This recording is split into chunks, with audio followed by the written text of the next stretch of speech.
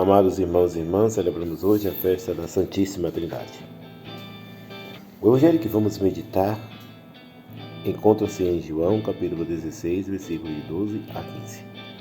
Antes de iniciarmos a reflexão deste evangelho, gostaria de pedir a você que ainda não é inscrito nesse canal, que se inscrevesse, curtisse, comentasse, para que outras pessoas também pudessem conhecer e se inscrever. O Senhor esteja convosco, Ele está no meio de nós. Proclamação do Evangelho de Jesus Cristo segundo João. Glória a vós, Senhor. Naquele tempo, disse Jesus a seus discípulos: Tenho ainda muitas coisas a dizer-vos, mas não sois capazes de as compreender agora. Quando, porém, vier o Espírito da verdade, ele vos conduzirá à plena verdade, pois ele não falará por si mesmo, mas dirá tudo o que tiver ouvido, e até as coisas futuras vos anunciará. Ele me glorificará, porque receberá do que é meu e vô-lo anunciará. Tudo o que o Pai possui é meu. Por isso disse que o que ele receberá e vos anunciará é meu. Palavra da salvação. Glória a vós, Senhor. Amados irmãos e irmãs, celebramos hoje a solenidade da Santíssima Trindade. A solenidade da Santíssima Trindade é uma espécie de síntese do tempo pascal, no sentido ministerial do termo. Celebrar a Santíssima Trindade não é celebrar três deuses, mas um só Deus em três pessoas: a pessoa do Pai, do Filho e do Espírito Santo. Um Deus que se desdobra em três pessoas para que possamos ter acesso a Ele.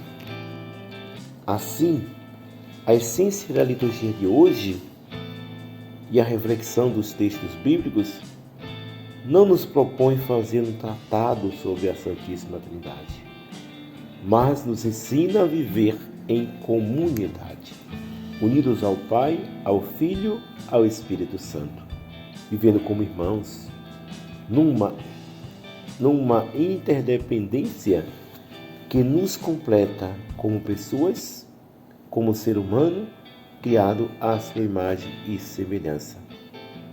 A celebração da Santíssima Trindade verdadeiramente é olhar para o interior de nossas comunidades eclesiais, de nossa igreja e da nossa própria vida em família e avaliar como andam nossa unidade e nossas ações comuns em prol de todos e em prol dos necessitados. Lembramos de antemão que a unidade não significa uniformidade. Celebrar a Santíssima Trindade não é celebrar a uniformidade de Deus, mas a unidade, que é diferente de uniformidade. Quando confundimos unidade com uniformidade, não criamos comunidade, criamos gueto, criamos um grupo de alienados que não consegue compreender e respeitar as diferenças. Daí resulta o desrespeito com aqueles que são diferentes, com os que pensam ou agem diferente, e que é sinal de falta de consciência da comunidade e da própria ignorância. A palavra comunidade significa comum unidade, ou seja, unir naquilo que nos é comum e respeitar o que temos de diferente. Amados irmãos e irmãs, celebrar a Santíssima Trindade é celebrar a unidade de Deus.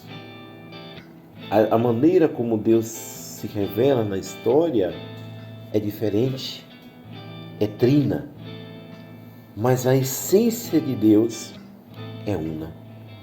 Ou seja, ao revelar-se em nossa humanidade, Ele revela-se a partir da história da salvação, tendo em vista a ação, a evidência das pessoas da Trindade. Ou seja, Deus, quando criou o texto bíblico evidencia mais a pessoa de Deus Pai. Quando Jesus nos salvou, e veio a nós, assumiu a nossa humanidade, evidencia-se mais a pessoa do Filho, segunda pessoa da Santíssima Trindade. Quando Jesus vai aos céus, ele promete enviar para nós o Espírito Santo. Evidencia-se mais ao Espírito Santo, terceira pessoa da Santíssima Trindade. No entanto, quando Deus criou, não criou no universo solitário, no universo simplesmente distante da Trindade. Mas Deus criou igualmente com o Pai, com o Filho e o Espírito Santo. Era Deus presente na nossa história.